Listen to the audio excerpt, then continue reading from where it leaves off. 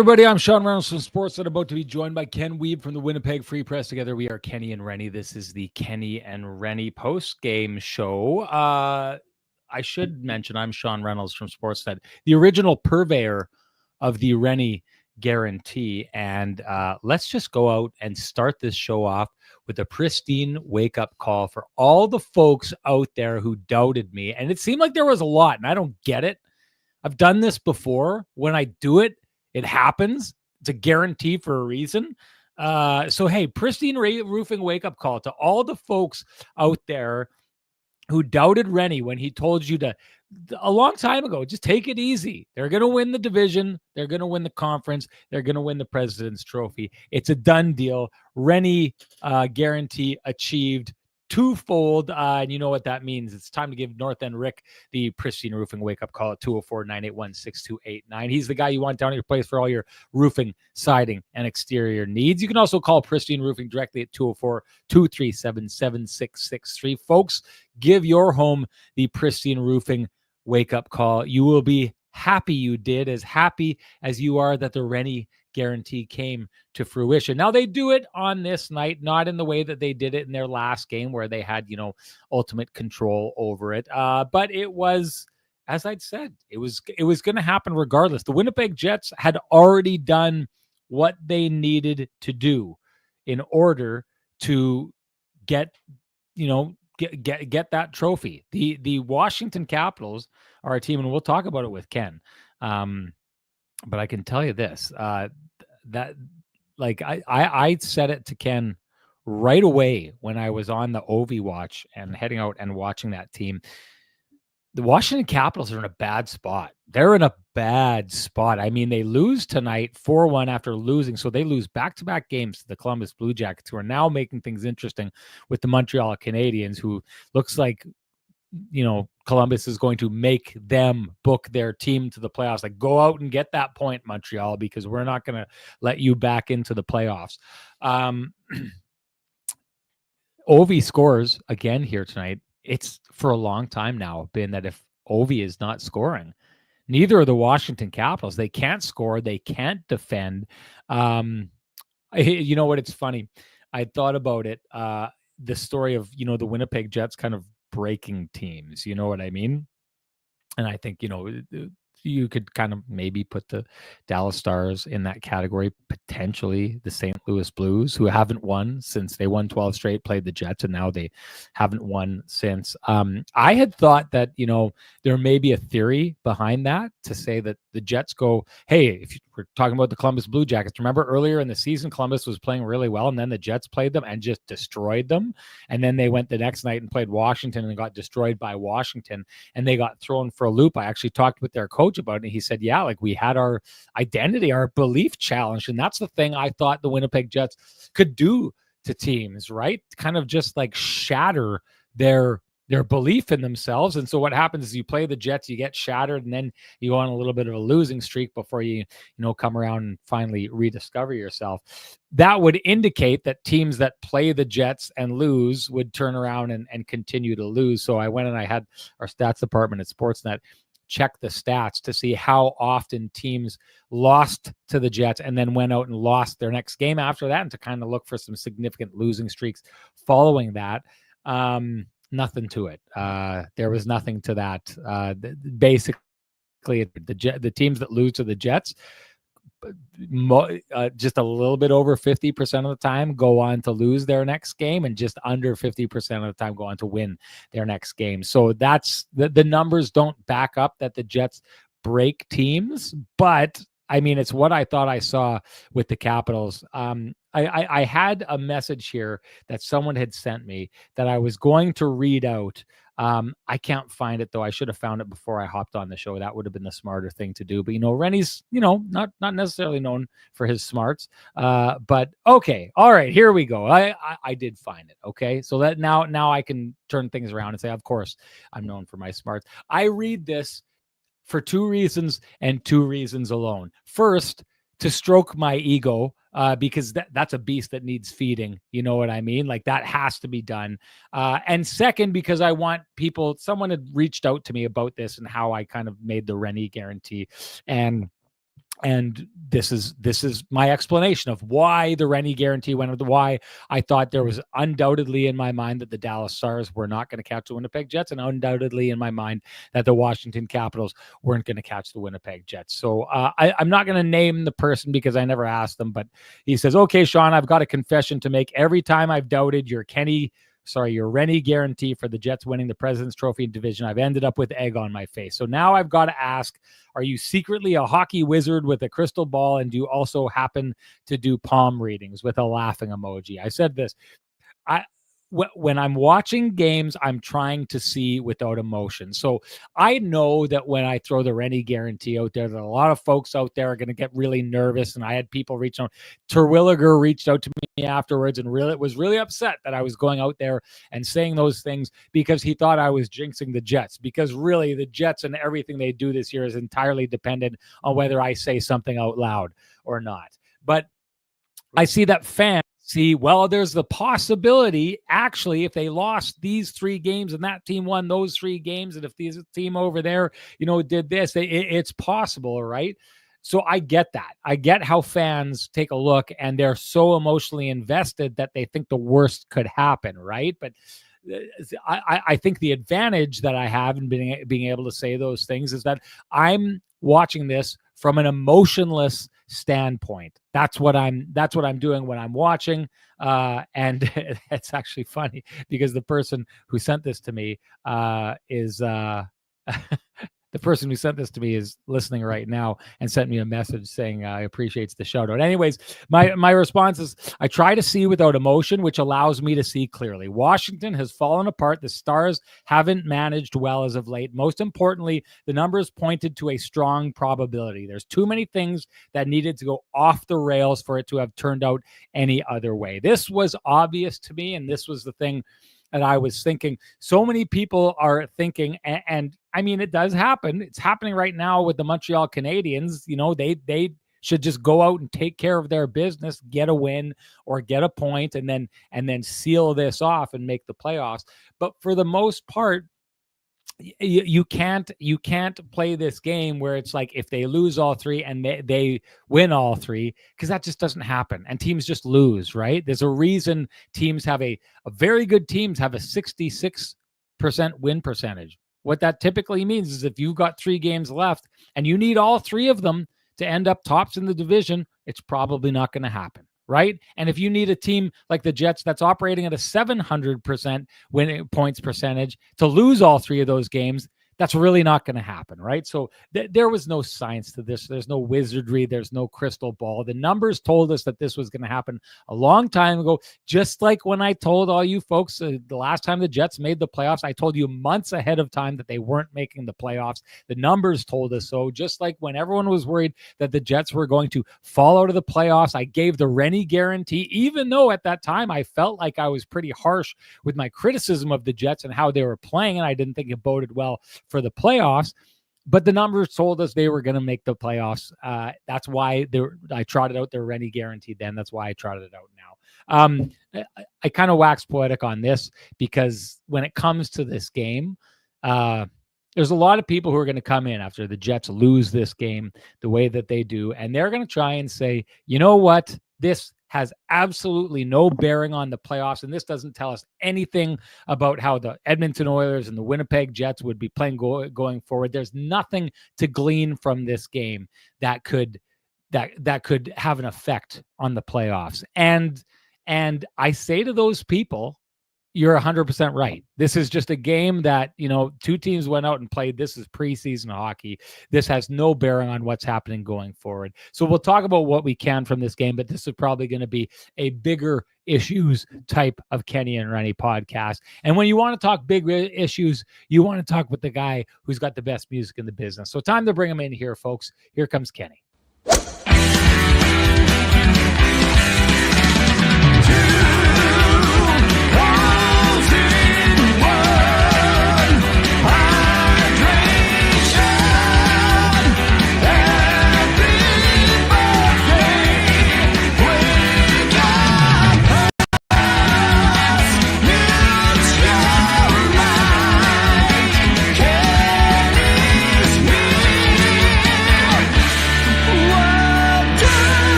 Kenneth, you're looking good, my man. I'm pulling out a old, not an old, but it's a standard classic. I got the blue pinstripe. Kind of feel like I'm, maybe making deals on Wall Street in the 30s or something. I don't know. Blue pinstripe always makes me feel that way. It's kind of a little bit of a gangster action there. I know you are the original gangster when it comes to the way that Frankie and the boys dress. This is a new one too, buddy. New one, the new gray.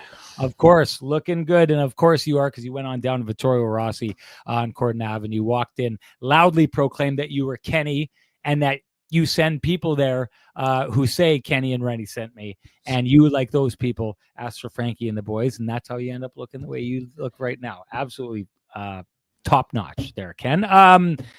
Sorry, I'm going to tell you, I'm a little hurt. You came to the game and you didn't even come over to visit. I mean, you told me you were staying home to watch, and then you were here. And now I see you in a sharp-looking suit. I mean, what happened here? Well, Where were you? Do you really want the story? This is what happens when we're on the wrong side. This is what we're on the wrong side. We're on the wrong side of the press box. I wasn't going to go, and then because I got in late and, travel and all that kind of stuff. But my work message said that I was supposed to go get the Oilers dressing room because Gene Principe wasn't going to be able to get the room. And so I showed up, and then I was supposed to shoot some TV afterwards. And so I got there, and they canceled my TV hit. And then I went downstairs, and Gene was already there with Colin. And he's like, "What are you doing here?" I was like, "Well, the note said I was supposed to come here." So I went there for absolutely no reason other than to get a parking ticket. Cool move, by the way, City of Winnipeg, to put up a sign that was written improperly, which I'm going to contest and I'm going to win because they messed up the sign. But they took a spot where Jets fans always park. They threw up a time for them to do street cleaning, and the time started right before people were coming out of the building. So literally you were walking out 10 minutes after the city. This was a hit job by the City of Winnipeg. That's pathetic. Don't do that to your people. People pay taxes. And when you're doing stuff like that to try and purposefully screw over people, people see it. It's ridiculous. Be better, City of Winnipeg. That's you knew exactly what was happening tonight. And hey, I'm going to get off this. I know I'm going to, Ken, because they wrote the sign improperly. I've got this taken care of. I just hope the guarantee. Hey, I'm going to give you the Renny guarantee right now. I'll get off this ticket because they wrote the sign improperly. But all those folks there who are going to get that ticket and may not contest it, $150 parking ticket. That was a hatchet job by the City of Winnipeg. Whoever's idea that was, you should be ashamed of yourself. Your citizens deserve better than you pulling that kind of ridiculousness. Sorry, I asked why you didn't see you. Yeah, there you go. There you go. You opened a whole can of worms. I was going to start with a joke. You talked about stroking your enormous ego. There you go. We're going to need to have an extended version of the show. Well, that ego will go through the roof when I beat this ticket. I'm going to tell you right now, Ken, it's going down. Boy, oh boy, I will. Hey, the City of Winnipeg and their traffic department or parking department has lost a friend in me. Any chance I have on this podcast to stick it to them, that's ridiculous. National media and now national law. There you go. Incredible, Glenn Fricker. There it is. Glenn, I'm gonna walk into Vittorio Rossi, loudly proclaim Rennie is here from Kenny and Renny, and say, "I need your most lawyerly suit, boys, because I'm going and I'm taking down the City of Winnipeg parking department." As should anyone else who got that ticket tonight. Fight it. Take a picture of the sign. The sign is improper. It doesn't give you the proper window of time. It doesn't make sense. You should be. You'll get off it as long as you can test it. Okay, Ken. Enough about me and my traffic parking issues. What'd you take away from the game? Yeah, not a whole lot, to be honest. And quite frankly, Sean, the Jets were actually fine in the first period, I thought, for the most part. But honestly, after, not just because the Oilers scored on the play, but honestly, after Samberg got hit with the shot, it's sort of like the pin popped the balloon there to me in terms of how the Jets played after that. Didn't really have a whole lot going on in either zone. I mean, defensively they were okay, but they gave up too much, obviously.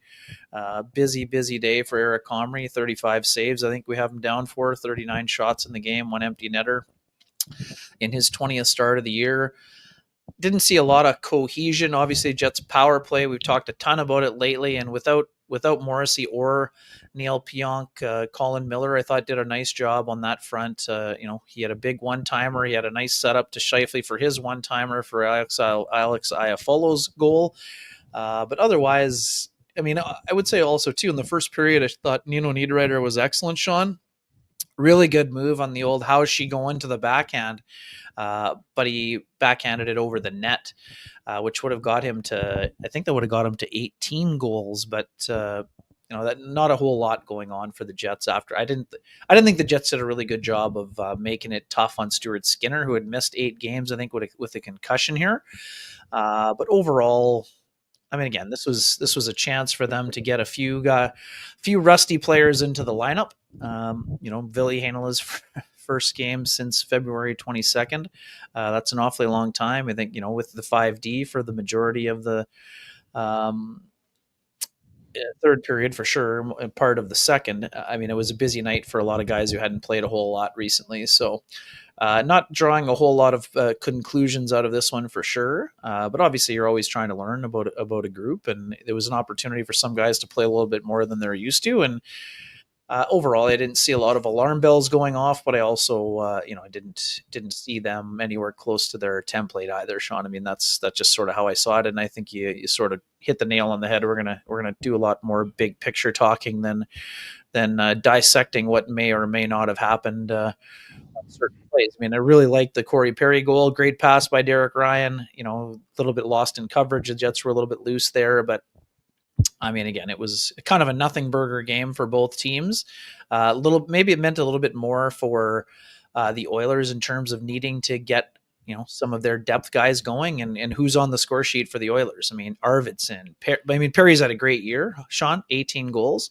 Arvidsson's been heating up a little bit lately. Connor Brown has been heating up lately, but the Oilers are missing a ton of guys from their lineup too. So I'm not out here saying, oh, Oilers beat the Jets 4-1. LA's in big trouble in round one based on this result here today, but it's something they certainly are going to try to build on in their final 2 regular season games, including a big one with the Kings. If the Oilers want to finish second in the Pacific, they're going to need to beat LA on Monday in the back-to-back. So it'll be interesting to see how that race goes now that Vegas has clinched first in the Pacific as well. Yeah, no doubt. I don't want to spend too much time on the game. A couple things, though. I Sure. know people were reaching out to me about Ville Heinola getting an opportunity in this game. To say something nice about Ville, crowd has It's back. quieted it. I don't think it's back. I think people, the writing, feel like the writing is on the wall with Ville Heinola. The one thing I would say about this game is, regardless, someone had sent me a message and said they didn't think that he was showing that well. Regardless, this was a lose-lose game. Like, this isn't the kind of game that, as and maybe this is one of my takes. If you remember, one of the all-time bad Renny takes was last year in the second last game of the season. I believe it was second last, or was it the last, when Lambert and Chibrikov come and play. Yeah. And I was saying, like, it's not full lineups, whatever, but they get their points. You're doing it in what's, a glorified NHL game that really isn't going to be contested. And in the end, it meant a lot to those guys. So maybe I'm edging into this area on this territory, but I think this was a lose-lose situation for Ville Heinola. He could have come out, shot the lights out, and been the very best player in this game, and it wouldn't have mattered, because this was not a game that was contested the way the Jets like to play. This, like you'd said, a lot of people missing from the Oilers. So even if he had shown really well, it's not like that's going to translate to, well, we got to get this guy and jump the queue and hop in front of everybody else and now be the guy, in the lineup for the playoffs. I think, Ken, an opportunity, was there anyone who got an opportunity tonight that you think, given the scenario, was able to up their standing, or was this just basically the Jets and Oilers passing a game by? Yeah, I mean, what I would say, Sean, we've been talking about him, maybe not as much or enough, but I mean, Morgan Barron was a guy I noticed a lot early in the game for sure. I mean, he had another great rush. Yes, his chance, it sailed over the top of the net.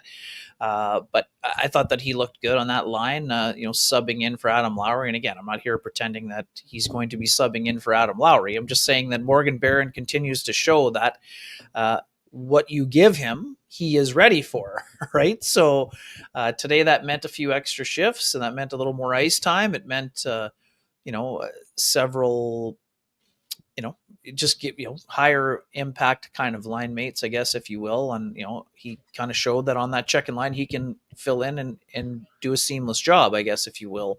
I love the confidence that Morgan Barron is playing with Sean. So that's something that I took out of the game, certainly.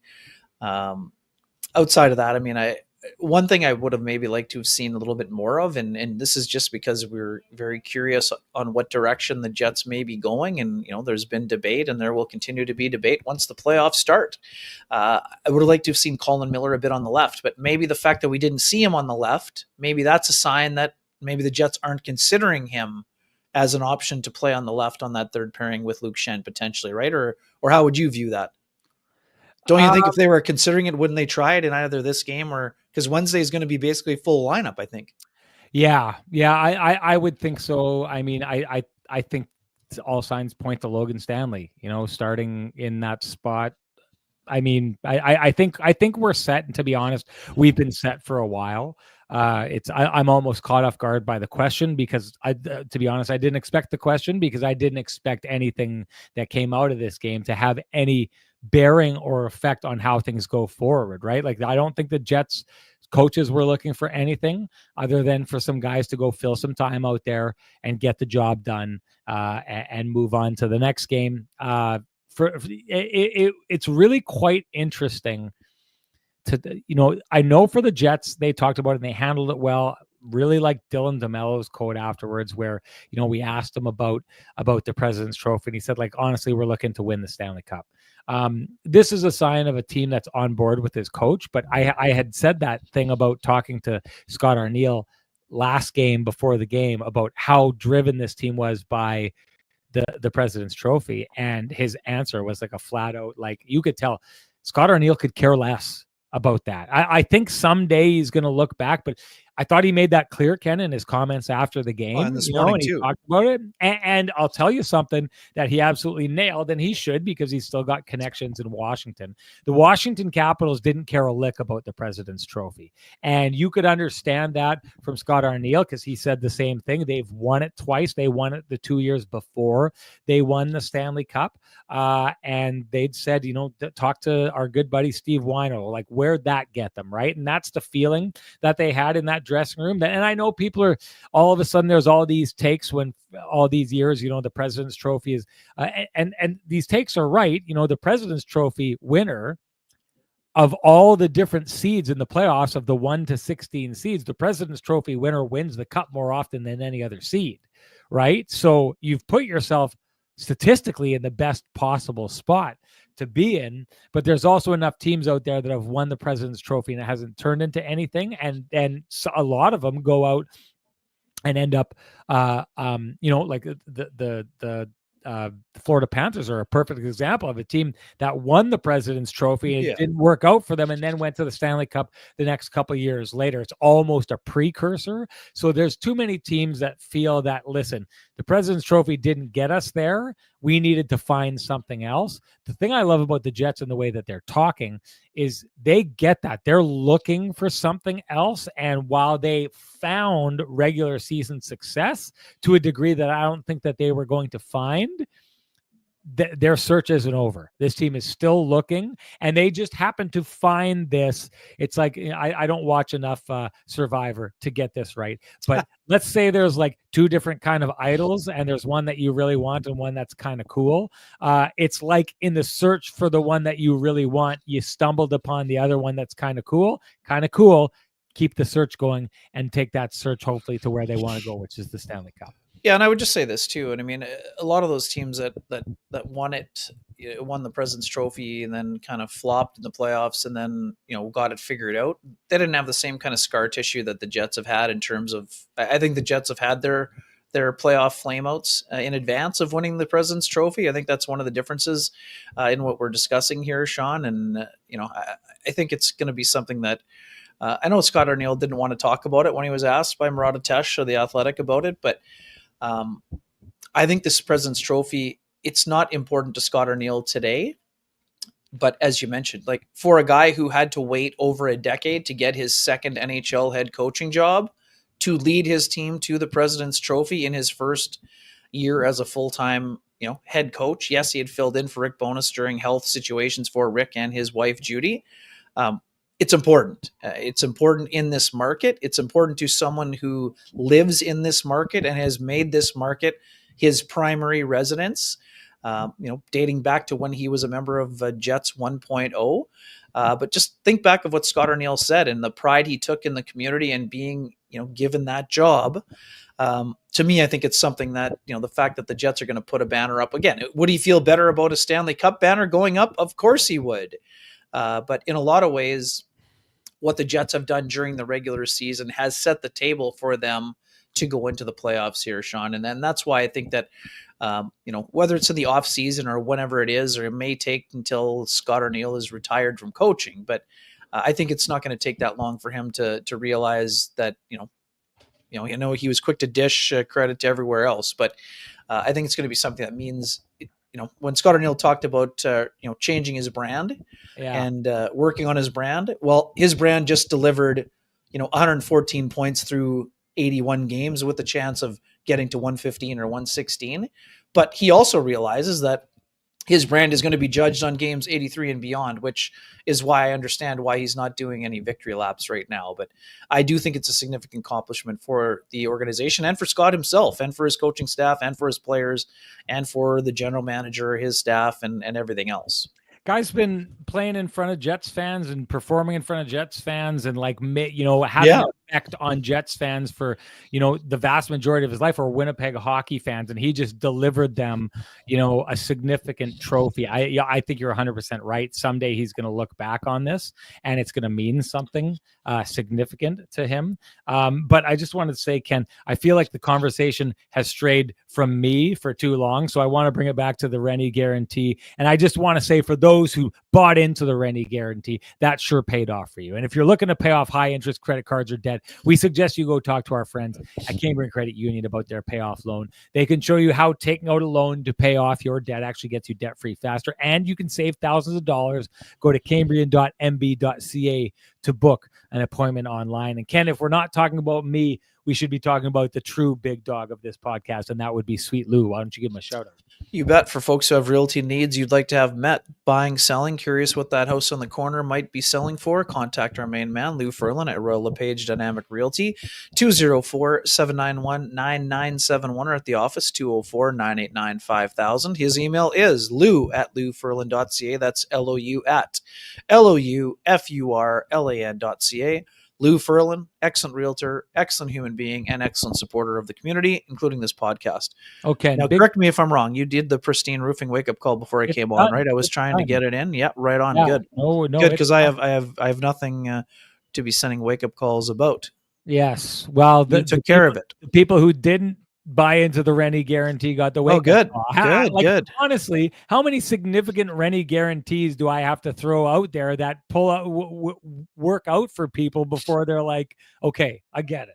I get it. Anyways, big picture stuff. The Flames win on this night. They are now, I would like to say, I wouldn't like to say, but it would make it very interesting to say that the Flames have their destiny in their own hands, because they are just 2 points back of the St. Louis Blues. What's that? Yeah, it's wild. Sorry, I thought not the wild. Sorry, it's wild that with the week Calgary's had and blowing that 3-1 lead, that they're still in it right to the end.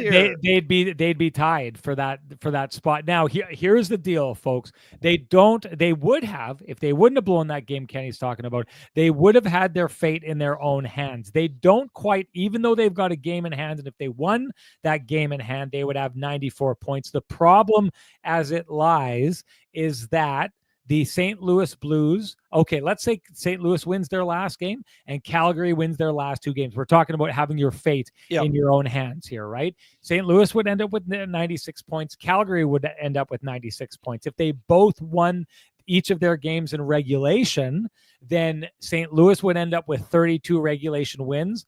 Calgary Flames would end up with 32 regulation wins. You go to the next tiebreaker, which is regulation or overtime wins. And what you find there is that the St. Louis Blues would have ended up with 40 regulation overtime wins, and the Calgary Flames would end up with 37. So really, St. Louis holds their fate in their own hands. If they win their last game, St. Louis is in. That said, the Calgary Flames, if they are able to win their last 2 games, and the St. Louis Blues didn't win in regulation but still won, Calgary would get in because they would be ahead in regulation wins. And if St. Louis loses and Calgary gets 3 of 4 points, that gets them in, right? So that's the scenario right now with the Calgary Flames. The Minnesota Wild 1 point above the St. Louis Blues. So there's still potential for the there's potential for the Blues to fall out, the Flames to jump up into 7th, and Minnesota to drop into that 8th spot. So it's going to come right down to the wire here on who the Winnipeg Jets are going to play. Ken, I want you to build a case and take your time. I think people really, I mean, if there's a time now to talk about this, it's now. Build your case for the Wild, build your case for the Blues, build your case for the Flames as the team that you would most like to see the Winnipeg Jets. That's not a good way for me to say it. Tell me what it would mean for the Winnipeg Jets to play the Wild, the Blues, or the Flames. Yeah, 3 different kind of stylistic teams, I think, Sean. And again, yes, Flames still in it, and they deserve credit. Ryan Huska has done a great job behind the bench. Craig Conroy as the GM, et cetera, et cetera. Not as much noise around the team. They got to beat Vegas and the LA Kings if they want to have a chance. So it is still a pretty tall order for them. What we know about the Flames this year, Sean, from watching them against the Jets and other teams, they work incredibly hard. The one similarity they have to the Jets, they are a greater than the sum of its parts type of team, right? They are built on work ethic. At times they can be loose defensively. Nazem Kadri, who, Sean, we saw his greatest achievement, winning the Stanley Cup. He has put together a remarkable season for the Flames up front on a team that doesn't score a ton. He's been great. Their defense core, Rasmus Andersson, very good. Mackenzie Weegar, very good. Dustin Wolf having a Calder season. Waiters says Wolf for Hart, might as well. Well, easy now. I think there's some tongue in cheek pointed there, but definitely he's right there with Lane Hudson. I think Hudson's going to win the Calder, but Wolf is deserving.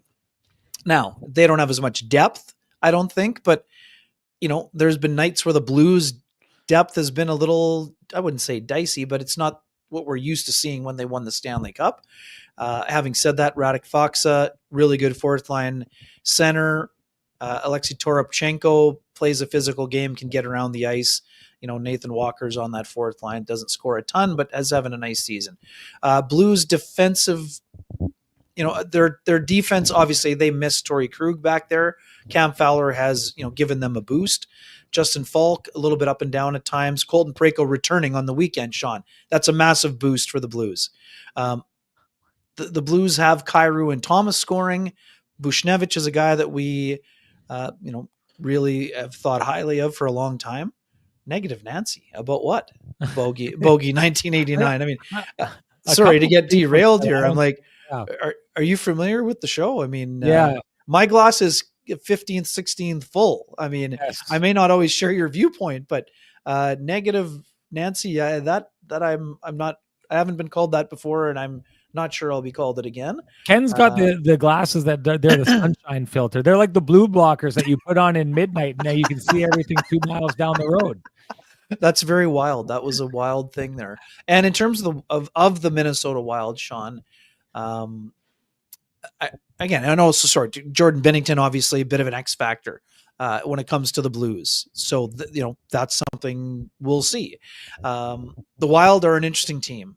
They haven't had their team. And sorry, not having Dylan Holloway does definitely hurt the Blues. Huge. Certainly, this is not secondary scoring. He's been a primary scorer, and the Oilers miss Dylan Holloway and Philip Broberg. They can say whatever they want about bringing in veterans that help them get to Game 7. They miss those 2 players. That situation was not handled properly, and after clearing out the salary structure with moving Cody Ceci, they should have matched both offers. There's no other explanation. Maybe a Stanley Cup costing move on their part. For sure. And exactly what they're missing is what they had and allowed to let go. That's insane. And controllable assets. I mean, this is not like these guys got paid $7 million. I mean, Wild stuff. And again, I'm not blaming Stan Bowman. There's plenty of blame to go around, but that's a big whiff for a team that Huge. has two of the top, 4 or 5 players in the NHL in their prime. Having Holloway and Broberg would significantly enhance their chances. But back to the Wild. Philip Gustafson. Sean, you've seen him up close. I mean, this is a guy that can win a series for a team. Yeah. He's sort of back to all-star form. Kaprizov returning, Joel Eriksson Ek, massive, Joel Eriksson Ek, 4 goals in his return. Kaprizov, I think, had a couple of points, including the overtime winner. They're a dangerous team. And also the thing about the Wild, Sean, Marcus Foligno is dumping the puck into your corner every single time and bulldozing you. That's something that can take a toll, whether it means, the Wild winning the series or not. It can take a physical toll on a team if you want to play 4 rounds, right? I mean, so that's interesting. I mean, obviously Ryan Hartman, we know what he has done against the Jets in the past in terms of whether it's Cole Perfetti or others. So they're an interesting team. They have, their defense core, at times I wouldn't say, it's interesting, right? They've got some guys that have done a good job over the years. Brodin, obviously excellent. Spurgeon, but Spurgeon banged up a little bit now. Their first rounder is come out of Denver University and joined their team. Will he make I'm not expecting a Cale Makar type of impact, but Zeev Bluen, or however you describe, or however you pronounce Zeev William, sorry, yes. Yeah. So this is a guy that is a high-end talent. So he's going to make them more dangerous, whether that's an impact right now or next year in more of a full-time role. We'll see. But I would say that all 3 teams, again, the Jets don't have an easy option of who they're going to play, but you don't want an easy option. If you want to win and go deep, you're going to have to beat 4 really good teams. And all 3 of those teams present different challenges for the Jets. And again, I don't see any true advantage or disadvantage to facing any of those 3 teams. If you're a member of the Jets, you're going to get who you get. And then you're going to have to set up your game plan and try to defeat them. Just quickly, for those people who didn't see it, and Sean, maybe you took it off the top, the news sounds promising on Dylan Sandberg, whatever that means. The shot was off the inside of his knee. Scott O'Neill sounded pretty encouraged. In terms of Ehlers, those asking for Ehlers updates, we don't have an Ehlers update. We're in the state secret type of territory.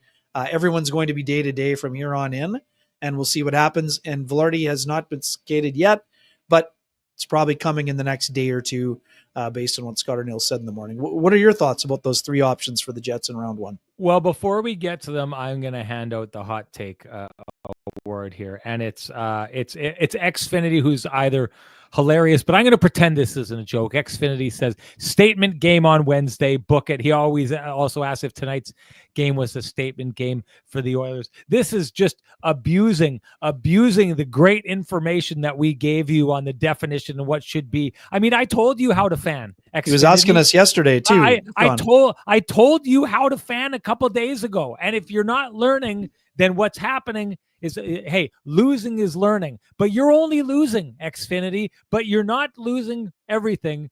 In fact, you are winning, and you are winning our Flame and Comfort. The hot take of the game, or of the show here. That's your K&R hot take, brought to you by Flame and Comfort, Manitoba's premier supplier of fireplaces, wood stoves, inserts, and everything hearth related. After 50 years heating up your world, Flame and Comfort is soon moving. You'll find it will be one of the most impressive showrooms in Western Canada. You don't need your hot takes to keep that warm feeling inside. Visit Flame and Comfort. Okay, I'm going to work in reverse order, and I'm going to start with the team that I think the Jets would be best off playing. For me, that's the Minnesota Wild. The Minnesota Wild do not have the belief to beat the Winnipeg Jets. They do not. You watch these teams play, you see it when they play each other, even when they were at their best. It's just Nick Lynam always likes to refer to them. This is this Gen Z talk here. Little bro, he always refers to them as, in the diminishing tones. Hey, little bro. And I get why he does that, because this is a team that just at every turn when they've tried to stick it to the Jets, it's like Wile E. Coyote and the Roadrunner. You know, they end up holding on to the dynamite and it blows up in their face, right? Like this is Good this is analogy. Good this word. is it's the Minnesota Wild. Even when Kaprizov couldn't get through games with the Jets without getting hurt. When they came after the Jets to exact revenge, they couldn't because the Jets just were bigger and tougher than them. This is a team that has been psychologically beat down by the Winnipeg Jets to the degree that if you want, and I'm not going to say a guaranteed win, but if you want a near assured win, it's the Minnesota Wild, because the Minnesota, and add to that the fact that, yes, okay, Joel Eriksson Ek is back. He's just back. He hasn't been playing for a while. The Winnipeg Jets are operating at full throttle right now. They've got all kinds of rhythm. Two of the most impactful players for this Wild team are just back. Kaprizov is just back. They're not in their rhythm yet. If you take a look at the kind of hockey they've been playing lately, Ken, it's wide open. They don't have their defensive structure down. They had, what was it, a 7-6 game? Come on back, Ken. They had a 7-6 game against San Jose or something like that. Yeah. They're not defending well right now. They're not at their game. Them at their game is a poor man's version of the Winnipeg Jets style of hockey. They're not there. So right now they're playing a wide open style of hockey the Jets will not allow them to play. And even if they did, they don't have the horses that the Winnipeg Jets have, and the Jets would outscore them anyway. So this to me is a done deal. The only thing about it is there could be some hate involved with that is going to bring, like you'd said, some ruggedness to that series if it does happen. I just think that the Jets can handle that ruggedness. So they're for me the team that I would least worry about the three. Ken has a retort. Just a really quick one. Just in terms of travel, Minnesota travel probably the easiest travel in round one also. So not that it's a massive difference with St. Louis or Calgary, but I would say that if you want to play 4 rounds in a one series that has easy travel is beneficial. So that would be something else that goes along with what you've been saying. All right, next in my order of importance would be the Calgary Flames. Now, I'll say this about the Calgary Flames, and before, let me like pop the giant balloon, the question balloon. I don't think any of these teams can beat the Winnipeg Jets. I think the Winnipeg Jets, I don't see a path to victory for any of these three teams. So I'm ranking this on degree of difficulty, and other things. I'm going to get to that, especially with the St. Louis Blues. The Calgary Flames are the Winnipeg Jets without all the high-end talent. They work. They've got the details. It's why when you've seen the Jets play them this year, Calgary is in games and challenges them, right? Like at the beginning of the year when they played that first game, the Jets end up winning that game because Nazem Kadri is pulling boneheaded moves and penalties that he does not need to be taking. I don't expect him to be undisciplined like that in the playoffs and cost that. But the fact of the matter is a lot of the games between the Winnipeg Jets and the Calgary Flames could look like the Flames just grinding and grinding and grinding, and it won't be easy. And maybe, just maybe, they'll grind out 1 or 2 victories in that series. But in the end, there's just too much going on for the Winnipeg Jets to not come out on top in that series. Dustin Wolf, interesting goaltender, goalied them once this year. Maybe he's got the potential to go out and do that as well to make this series interesting.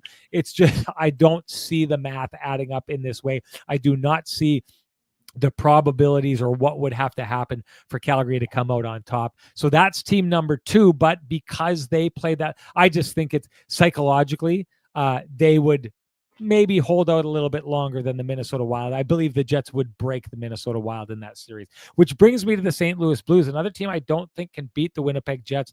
And without Dylan Holloway, which is saying a lot, that hurts them. Even with him in the lineup, I don't see a path to victory for them against the Winnipeg Jets. But I would say this, Ken, this is why I find them fascinating. I think even in that game that the Jets totally had in hand, the one thing you have to give them credit for, which we give the Jets credit for quite often, is when the Jets are losing a game, and tonight was kind of that. It's only 2-1 going into the third period, because even when the Jets are not on and not doing well, not possessing the puck, they're really good good defensive structure, so it's not easy to score on them. It's not a fluke that the Jets absolutely walked all over the St. Louis Blues, but it was a tie game until late in the third period where the Right. Jets pulled that out because they're not easy to score on. So they're going to make you work.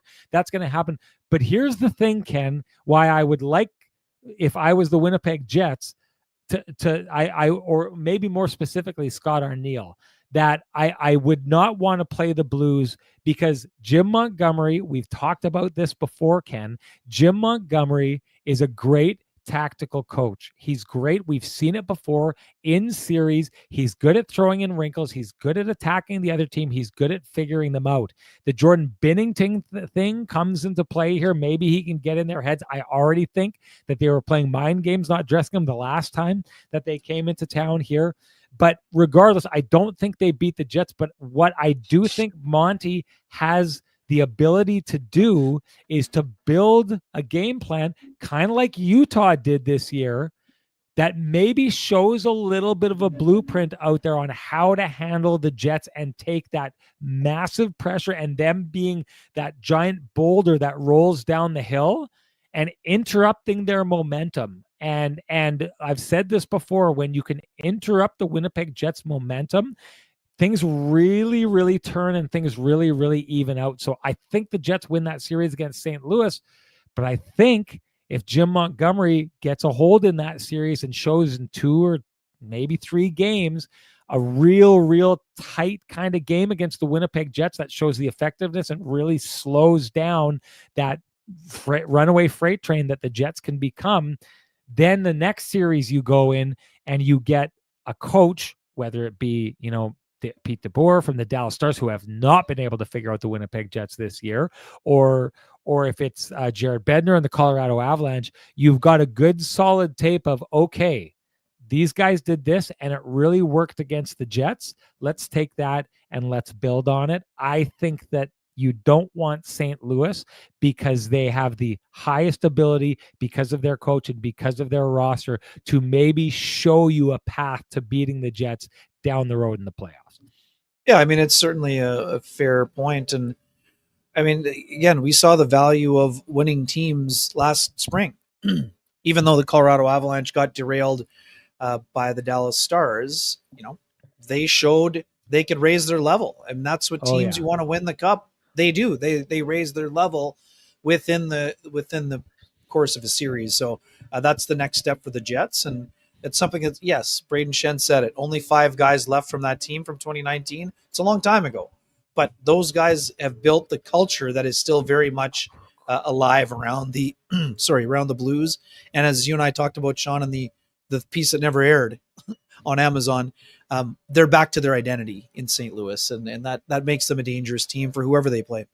Yeah, well, and their defense core is, I remember when they weren't doing well these last couple of years, I'd look at their defense core and I'd be like, they don't look that bad. Like, I'm surprised they're as bad as they are.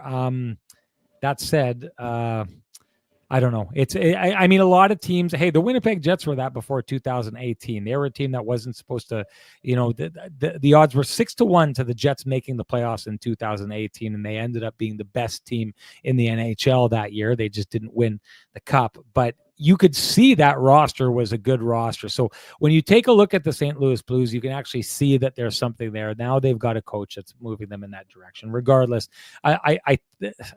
who knows what's going to happen here? The Wild play the Ducks.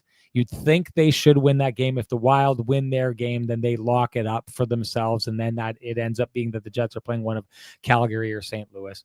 But I don't know. Is there one, Ken, that as selfishly you would be pulling for the most? Yeah, not really. I mean, there's benefits to all markets, right? And a lot of those. Oh shoot, did I not? I sent them to you, buddy. Okay. Text wise, yeah. Yep. Okay. Yep. Good. Sorry. Finished your thoughts? Yeah, I mean, there's benefits to all 3 cities. I mean, the one thing, as a newspaper reporter, deadlines are important to me. I don't know that any of the 3, any of the 3 options are great. Calgary is the toughest in terms of 8:30 or 9:10 starts. But the Jets have seen themselves in the Central and the 8:45 window also. And one thing, I mean, with talking with my colleague Mike McIntyre, we talked about the concert scheduled for here, maybe throwing some wrenches in plans, but there's two concerts on successive nights in St. Louis. So between game 3 and 4, there'll be a 2-day break. So that could that be a benefit for a team where we're unsure of the status of Gabe Velarde and Nikolai Ehlers for the Jets? Could a 2-day break benefit them? I don't know. In terms of personal, Sean, I mean, we've spent lots of time in St. Louis together in 2019. It's a good place to be. I mean, Cardinals, I think, are home during that in between those games. So, Busch Stadium, nice place to be in April. But Minnesota's great place to be. Fun city, close atmosphere wise. Fans would probably be able to get in their car and try to get down and make for a great environment. Minnesota, nice, friendly Manitoba, all those things. Two Canadian teams going at it. That's never a bad thing in the Stanley Cup playoffs. So again, I'm not trying to sit on the fence. I don't have a preference. I like all of those places. We know people in all of those markets that we enjoy spending time with. So bring on whatever will be brought on is my feeling there. Ball sorry, hockey. I should say St. Louis because then you'll finally take me to the deli. Pappy's and the Blue City Deli. And you know what? Maybe even I'd call ahead and convince them to put the meatball sandwich back on the menu for that specific day. I bet they'd do it. I bet they'd do it for Rennie. Let's see. I'm not giving the Rennie guarantee, but let's throw that out there. I'll be impressed. If it ends up happening, folks, that's what I'm going to do. I'm going to call them, see if I can get them to pull it off, and then we'll let you know if Rennie's as big a deal as Rennie thinks he is. Okay. Good food city. Okay. We should get to the awards, but before we do that, just two things I want to talk about here. Do you understand what Wild Bill what's the wiener reference? What's the hot dog reference that keeps coming up in here? Am I missing something, folks? I'm not sure. Wild Bill's just trying to get our attention, I think. I guess so. He got it. He got a confused face from Wild us. Bill, please expand on your. Well, I've seen the hot dog comment going on and on. You said and on. something I don't Wednesday, free hot dogs. I don't get it either. Are there free hot dogs at the arena on Wednesday? Not that I'm aware of. Okay. And if they are, they won't be for us. So all right. Well, Wild Bill is just. sorry, Snackatobus's fan appreciation, but I don't know what that has to do with. Are there free hot dogs? Waiters. Free hot dogs on Wednesday. Okay, well there you go. I guess I look like the kind of guy who's going to be partaking. So there you go. That's the joke. Yeah, there you go. That's the joke. Okay. Here's the other one. Jeff Kabilis brings us up. Says, "Man, at the year end, we better have Rennie versus T. Will Part 6. LOL." You guys know how this works. 3 weeks, the Monday, typically after the Jets season ends, whenever that is when we have our K&R year ender. It's going to be absolutely awesome, as it always is. Some people have started reaching out, and so what I've decided is if you want tickets regardless, because it can be a little bit of a weird push at the end, and we kind of become untethered. If people want to start reaching out to me and booking a spot on that list, I don't mind you dropping off that list if the eventual date doesn't work out. I'm not gonna get all in your grill about it, but it probably is easier for everybody if you know that you want to come to that party and you think you should do it. If you get a hold of me, I've got a list. I'll fill that list. It just makes it easier for me to reach out to you when it's time so we can lock things down. So if it's people our version of the K&R pre-sale. There you go, the K&R pre-sale. Okay, all right. Johnston Group got you covered. Play of the game. What do you got, Ken? Oh man, I had one written down, and I'm gonna have to go back to the notes here. Hold on a sec. Tyson, we're not playing this game. You got to reach out to me. I have to have a record. I'm not going to be like going through this. I think you got to message me, or if so many of you either have my number or my email by now. But if you want it, send me a message so I can have that physical copy and fill out the list as I go. Okay, going on, Ken. Sorry. And you probably got to send a deposit, don't they? Or no? I guess we'll work that out later on. We'll work it out. Yeah. It's got to be. It's got to be Sandberg. I mean, there was no other play that was, emblematic of the award, right? I mean, this is what he does. He gets in front of shots that are, in a nothing burger game. Some people were sending me notes. Why is Sandberg blocking a shot? That's what he does. He blocks shots when he's on the ice in a penalty killing situation, that's what you do. You block the shot because that is your job. That is what has made you one of the most important players on the Jets team this year. So that's what I'm going with. I think, and like we said, so fortunately for Dylan Sandberg, looks like it was off the inside of the knee rather than the foot or ankle that was broken by Steven Stamkos. So again, I'm not sure we'll see him on Wednesday, Sean. In fact, I would be surprised if we saw him on Wednesday, but I will also be surprised if we don't see him in game one. Well, did you see the list of guys that the Colorado Avalanche are not dressing for the rest of the season here? This would have been wake up territory for the Winnipeg Jets. Okay, let's stop tempting. When that happened on this night, I thought let's as many guys from the Moose as you can get into the lineup. And hey, it's a Sportsnet game. It's a Wednesday night hockey game. It doesn't behoove me to have two rosters full of AHL players to like sell to the audience.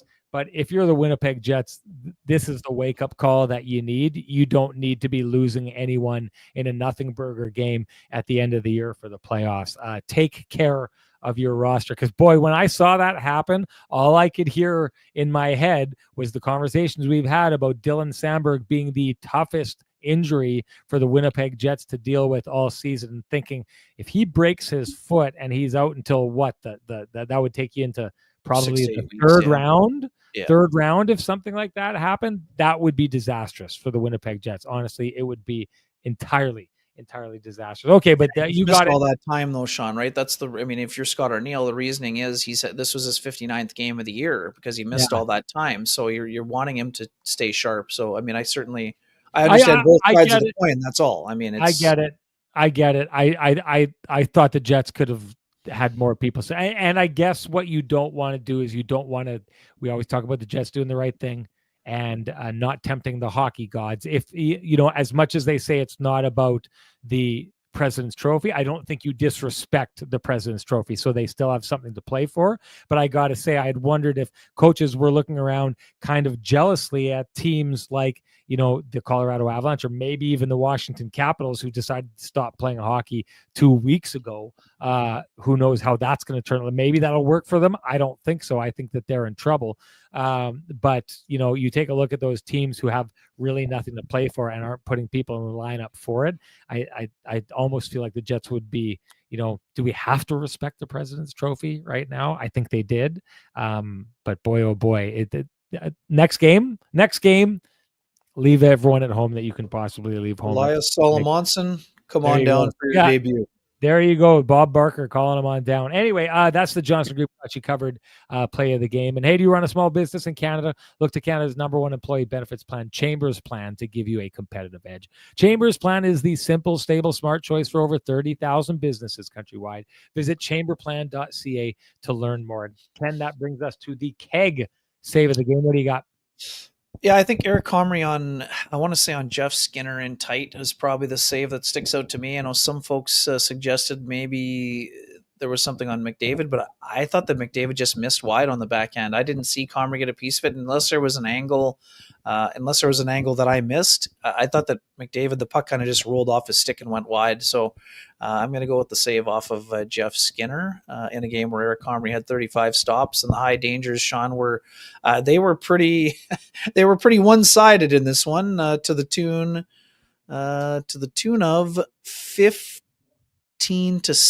at 5-on-5 in terms of the Oilers. So they definitely generated plenty, and Eric Comrie had a steady night, but that's the save I'm going with for keg save of the game. Good enough for me. I'll go with it as well, but doesn't matter what we think. Matters what you think. Share with us your hashtag the keg save of the game. You're automatically entered to win a $50 gift certificate usable at any of the 3 fine keg locations here in the city of Winnipeg. And our winner from our last show, luck rolling around again for Sean's Babushka. Sean's Babushka. You know what to do. You've been through it before. Direct message me at SN Sean Reynolds. Send me your full name. Send me an email. I'll have the fine folks at the keg send you a $50 gift certificate usable at any of the 3 fine keg locations here in the city of Winnipeg. Each location finer than the last. And that brings us to the lamplighter of the night. Ken, what's the goal that stood out the most to you? Well, we talk about repeatable goals, and we sort of got on the Jets for a bit of a stretch where their power play, quite frankly, hadn't been good enough, hadn't been moving enough. What we did see today is we saw quick puck movement. We saw an attack mentality in terms of the shots generated by Colin Miller, and then very shortly thereafter by Mark Scheifele. And you saw Alex Iafallo getting to a spot where you need to be if you want to be delivering playoff goals on the power play, which is in the blue paint. So I'm going to go with the Alex Iafallo's 15th of the year. Honorable mention to Connor Brown's goal. I thought the pickpocket by Connor McDavid. There was a time in his career, Sean, where defense was not his specialty, but both Connor McDavid and Leon Draisaitl have done an excellent job of improving that part of their game. And the pickpocket of Alex Iafallo to set up Connor Brown, that is a honorable mention, but I'm going with the Iafallo goal. Good stuff. Good stuff. I'll go with that as well. Just because, I mean, Alex Iafallo, give him credit, rolls off the fourth line, steps in for Gabe Vilardi, doing a commendable job of it. Great job by him. That's our Lamplighter. You should share with us yours, though, because if you do, you're automatically entered to win a frosty, delicious 8-pack of Lamplighter Amber Ale brought to you by our friends at TransCanada Brewing Company. If you can't wait for Kenny and Renny to gift you your own 8-pack, head on down to 11290 Kenniston Avenue. You could pick one up there and stop in to try one of their many beers on tap along with their great food. And if you haven't been there, go check out the environment. It is really, really a great space here in the city of Winnipeg. And that brings us to our winner from our last show. That would be Todd Kucheron. Todd, you know what to do. Direct message me at SN Sean Reynolds. Send me your full name. Send me an email. I will send you a voucher for a frosty, delicious 8-pack of Lamplighter Amber Ale brought to you by our friends at TransCanada Brewing Company. You are about to find out, Todd. It is the nectar of the gods. Ken, anything you got to say before we get going? No, one more, and then the real fun starts. That is where we're at. Okay, yeah, one more. We won't know, again, for folks asking, I know everyone's asking, when's the series starting? We won't have that answer probably until Wednesday. Like, there's games on Tuesday night that will impact who the Jets are playing. Yes. And I don't expect that we'll know until Wednesday when those games are. It could depend on the opponent. It could depend on who else is willing to play on Saturday night, Sean. Sportsnet will want a certain matchup for Hockey Night in Canada, and we'll see who's going to be in those matchups for the doubleheader. Okay, that's perfect. That's it for us, folks. Thank you, Ken. Great job as always. I miss you. I should have come over to see you. But that you writers, I'm not as hurt. Not as hurt. No. You know what? It's funny. Johnny Lou wasn't sitting there. I'm literally the only broadcaster sitting over there. Well, I guess Sarah's doing her thing over down by the desk. But you writers, you're just all, they're in their smoking jackets, folks. They've got their tweed jackets with the leather elbows. I don't understand what the leather elbows have it to do with it. Then they change into this kind of stuff. But all the Hey, I was up in the intermission. I didn't see you in the intermission either. I was upstairs. I was upstairs mingling. I can't take all the pipe smoke that's over there with you steady writers. It's just too much. Anyways, folks, thank you, Ken. We'll see each other on Tuesday, I'm sure. How about Rory today? How about Rory at the wrapping up the slam? And yes. So he had 4 majors before 25, and now he's 36, and that's how long it took him to get 5. 11 years, yeah. Like you're crazy. And think about all the times he was right there. Like you're literally looking at a guy who may have had a chance of touching Tiger, and then it all fell apart. So to see his emotions on the green after he drops that putt, it meant something for a guy who got lost in the woods for quite a long time, like Sean Reynolds when he goes golfing, getting lost in the woods. But that was a great moment, and a guy I've always liked. An awesome job by Rose too to get in, shoot 66 today, get into the playoff, and wild day all around. I know, our guy Di.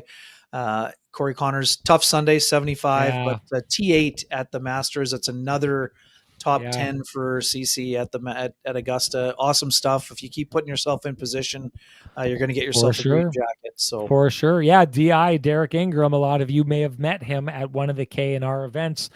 Corey Connors' coach right here from Winnipeg, a guy you should be proud of, and a guy whose son got drafted by the Nashville Predators, who we would love to cover in hockey going forward, Ken. That would be good stuff. We love the local success stories.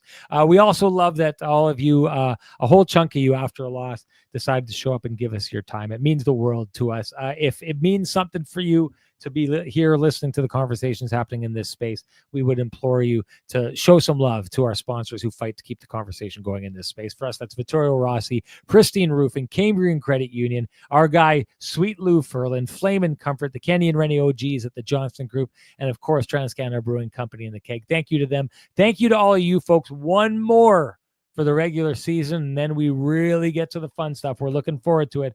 But before that, we'd love to see you on Wednesday. Talk to you then, folks. Bye-bye.